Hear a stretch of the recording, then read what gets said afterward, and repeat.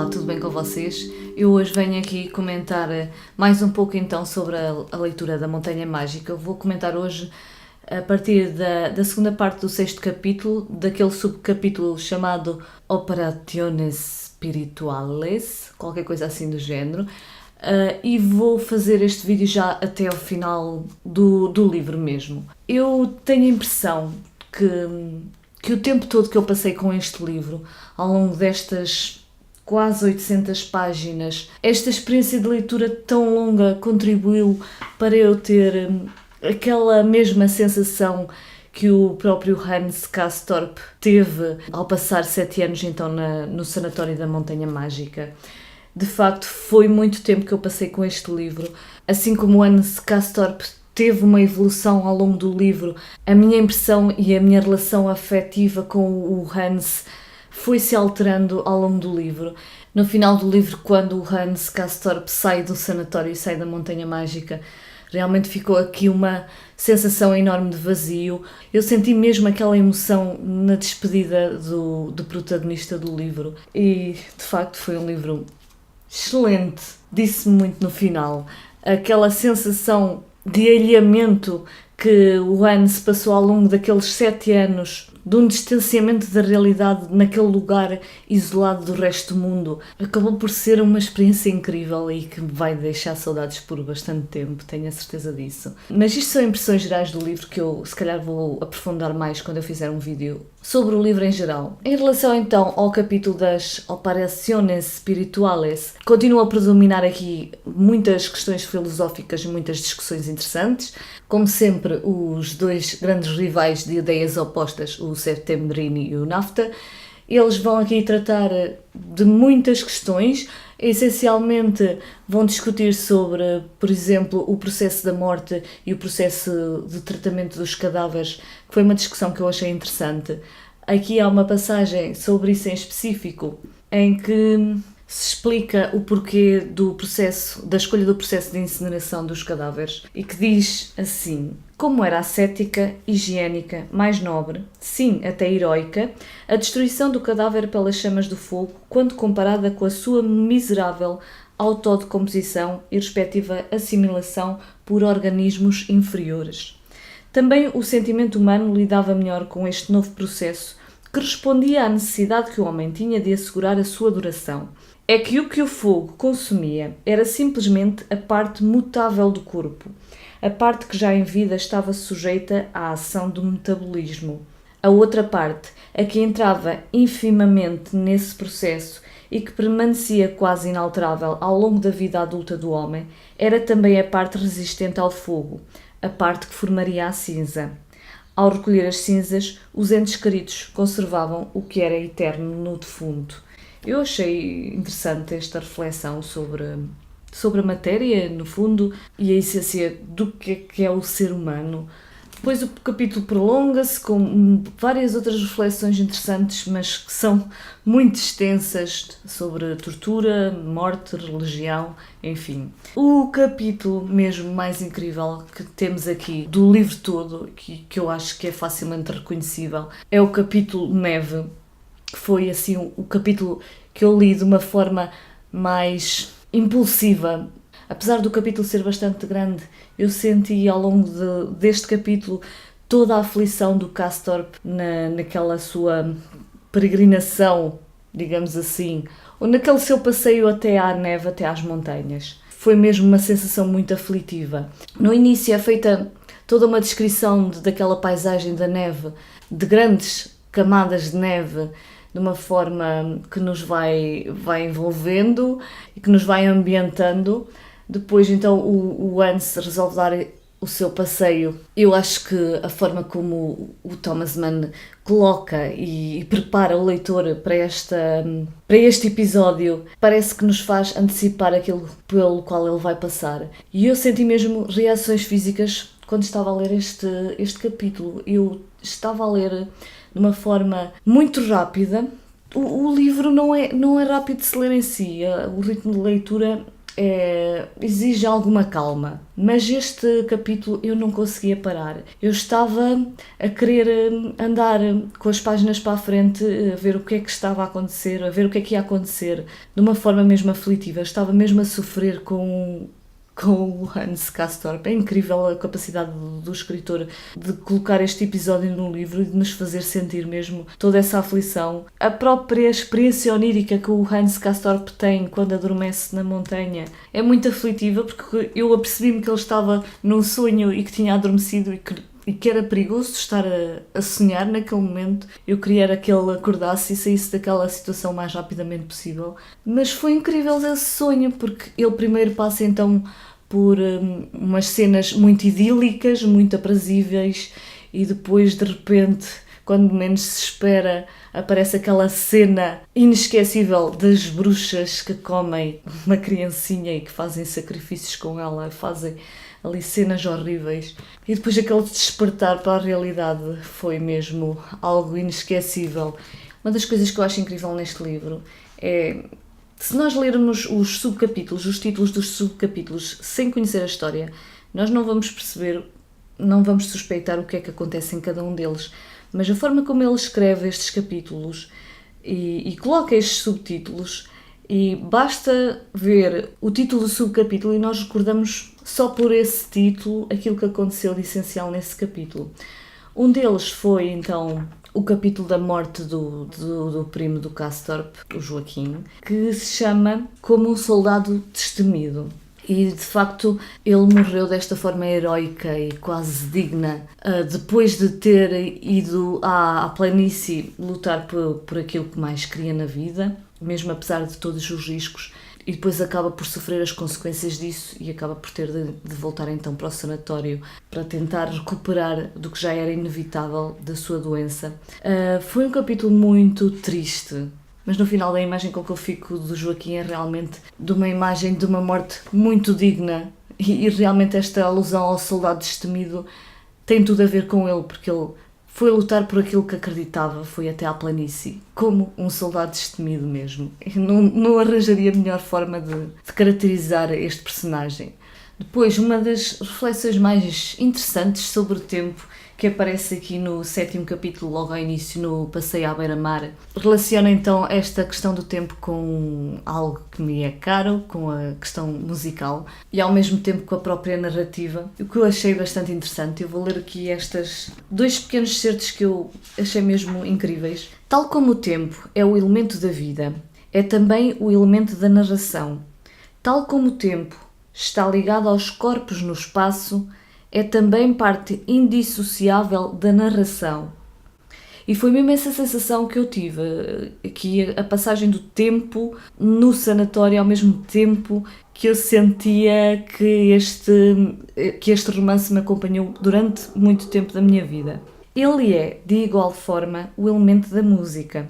A música que mede e estrutura o tempo, tornando a um mesmo tempo breve e precioso, no que se pode comparar, como já referido, à narração, que só sabe apresentar-se como uma sucessão, como um devir, sempre dependente do tempo, mesmo quando tenta ser mero momento presente, nisso diferindo substancialmente da obra plástica, ligada apenas como corpo ao tempo, capaz de irromper de súbito em todo o seu fulgor por um momento isolado no tempo. Eu acho que o próprio texto até tem uma musicalidade, e isto é mérito também, obviamente, do tradutor, já agora, da tradução da Gilda Lopes Encarnação.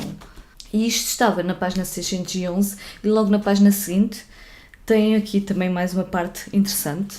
Uma peça musical intitulada Valsa de 5 minutos dura 5 minutos e é nisso e em nada mais que consiste a sua relação com o tempo. Uma narrativa, porém, cuja intriga se desenrolasse por 5 minutos apenas, poderia por sua vez ter uma duração 1000 vezes maior se um extraordinário sentido do pormenor e da minúcia estivesse em jogo, continuando, no entanto, a surtir o efeito de uma narrativa muito breve, não obstante a sua extensão quando confrontada com o tempo imaginário. Isto faz muito lembrar o capítulo da neve, em que o Hans passa ali por uma série de sensações durante o seu passeio até à neve. Ele próprio tem a impressão que passou imenso tempo enquanto ele estava a tentar encontrar o caminho de volta ao sanatório, e nós mesmos ficamos com a sensação de ter passado muito tempo e no final de contas aquilo resumiu-se a um período de apenas uns 15 minutos. E na vida nós também temos isto, às vezes temos sensações, emoções muito fortes na nossa vida que faz com que a nossa noção do tempo se altere. E eu acho isto incrível, estas reflexões que o escritor faz aqui. Por outro lado, é possível que o tempo da intriga exceda incomensuravelmente o da sua própria duração, de um modo abreviado. E dizemos de um modo abreviado para assinalar o caráter ilusório, para sermos mais incisivos, o caráter mórbido do que está aqui aparentemente em jogo, já que a narrativa se serve nestes casos de uma magia hermética e de uma sobreperspectiva temporal que lembra determinadas experiências reais efetuadas em esferas que se afastam do cotidiano ou que apontam mesmo para o sobrenatural. Eu acho que quando era mais nova eu pensava muito mais nestas questões filosóficas, das questões do tempo. Eu, por exemplo, agora estou aqui a pensar, eu estou a falar aqui neste vídeo, estou a falar para um momento futuro, que é o momento que vocês vão ver este vídeo. E eu lembro-me também quando era mais nova, eu olhava para o céu e achava incrível aquela ideia de pensar que ao estar a olhar para as estrelas, na verdade eu estava a olhar para o passado, para muitos anos no passado, porque a luz das estrelas que nos chega cá hoje é a luz que já aconteceu há muitos anos, já não sei se são centenas, se milhares. O que é incrível é que nós, quando estamos a olhar para o céu, estamos a olhar para um passado. E é incrível. Isto foi um à parte. Depois vai aparecer aqui aquele que foi um dos meus personagens favoritos do livro, além do próprio Hans, obviamente, e do Settembrini, que foi um personagem cujo nome eu não consigo pronunciar, mas é mais ou menos Mynheer Peppercorn. Eu vou chamar-lhe o Peppercorn.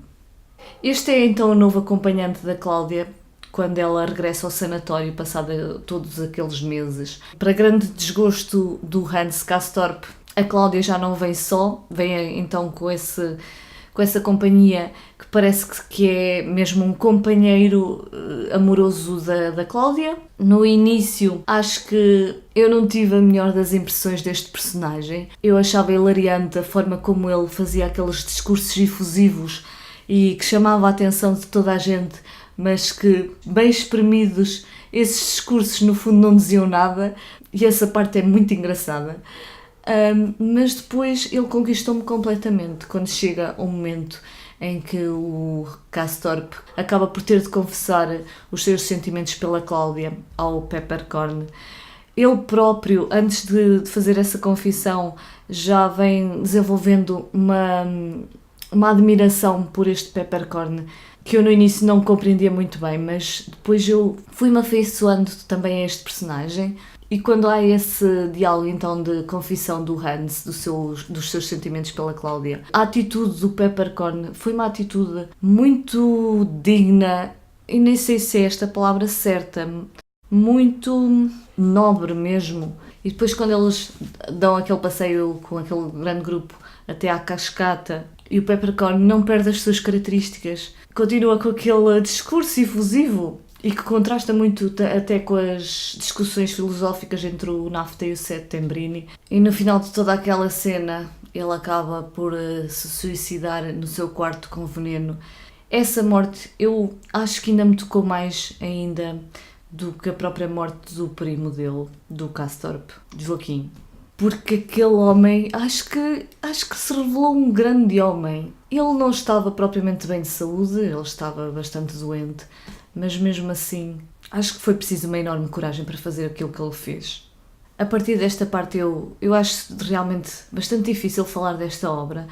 A forma como o livro vai se desenvolvendo a partir deste ponto, acho que é uma experiência muito marcante, mesmo não acontecendo praticamente nada, inclusive Estas partes são descritas como um grande tédio, e a forma como o Hans e os doentes do sanatório procuram combater esse tédio, procuram distrair-se para passar o tempo, aliando-se da realidade do que estava a acontecer na planície. Ali a Primeira Grande Guerra Mundial estava então para acontecer, e a forma demorada como tudo isto é descrito fez com que eu me envolvesse ainda mais com o livro e com aquele lugar, e fez com que aquele lugar ficasse mesmo na minha memória.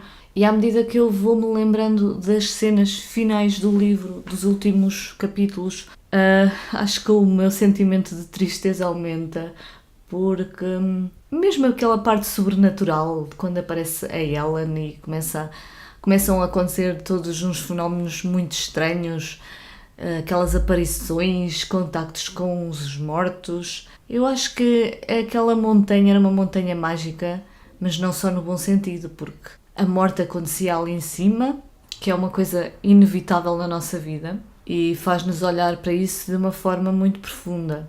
Aquela cena final entre o Septembrini e o Nafta também foi uma cena muito tocante. E no final, eu não vou entrar em muitos detalhes, porque vocês, se isto é um diário de leitura conjunta, vocês devem estar neste momento bem recordados do que é que aconteceu no final. Mas já não me acontecia há muito tempo chorar com um livro. Eu devo dizer que isso não me aconteceu ao longo da leitura da Montanha Mágica, mas quando cheguei ao final fiquei ali um bom bocado a chorar um bocadinho de uma forma compulsiva.